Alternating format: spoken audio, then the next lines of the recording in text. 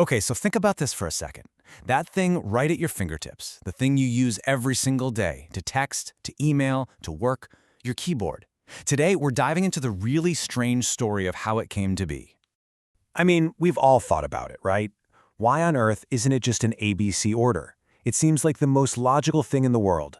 So why are we stuck with this seemingly random jumble of letters? Well, the answer is kind of this weird hidden secret, one that takes us all the way back to the very first typewriters. See, at first glance, it just looks like a total mess of letters, maybe even a mistake. But no, this layout is completely intentional. It was a really clever design that solved a huge mechanical problem. And to get it, we've got to go back in time. Okay, so let's set the scene. Our story really kicks off with this American inventor named Christopher Sholes and his first crack at a typing machine, which was, believe it or not, perfectly logical. So Scholes, he didn't even start with letters. He had this little machine for typing numbers. But then he gets inspired and pivots to the alphabet. And by 1874, boom, the first Scholes typewriter is invented. And guess what? The keys were exactly how you think they should be. A, B, C, D. All in a row. Made perfect sense, right?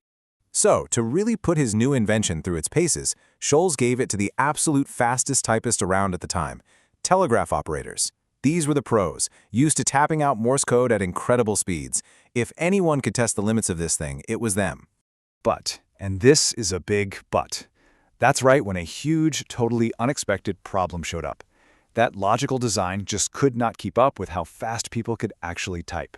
These operators were just so fast. I mean, ridiculously fast.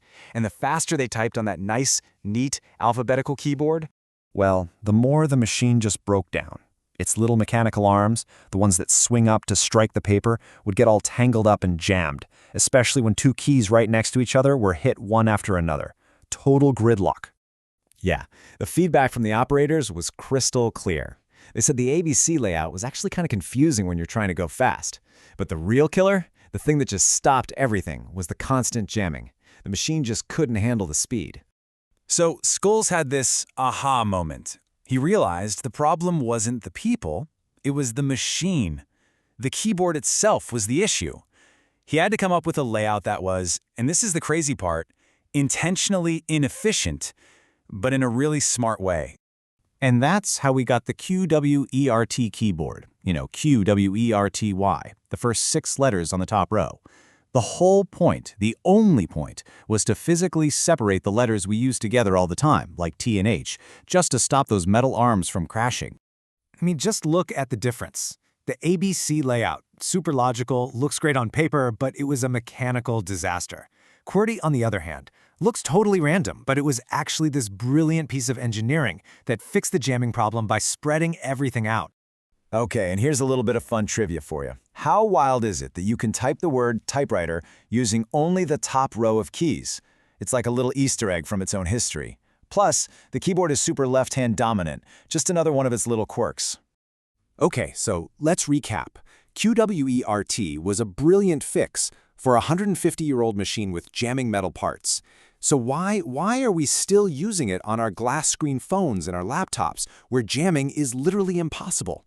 Well, the answer is just one word: momentum. Here's what happened. Scholes sells his invention to the Remington Company. They mass-produce these typewriters, and all of a sudden, being able to type is a huge job skill. So, what happens? Millions of people get trained on one layout, and one layout only: QWERTY. It became the standard not because it was the fastest, but because it was the one that actually worked when it mattered.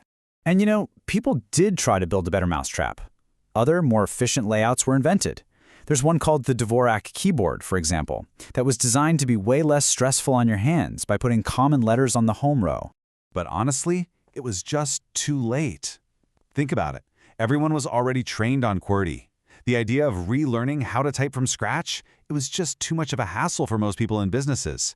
That old habit was just way too strong to break. And just like that, the QWERT standard was set in stone. It got carried over from the old clunky typewriters to the first personal computers, and now it's the keyboard on your smartphone. The legacy of those jamming mechanical keys is literally in the palm of your hand every single day. So let that sink in for a second. We are all using a layout that was designed to solve a mechanical problem that hasn't existed for decades. It's a total accident of history that's now just stuck with us forever. So that leaves me with one last question for you to chew on. What's the QWERTY keyboard in your own life?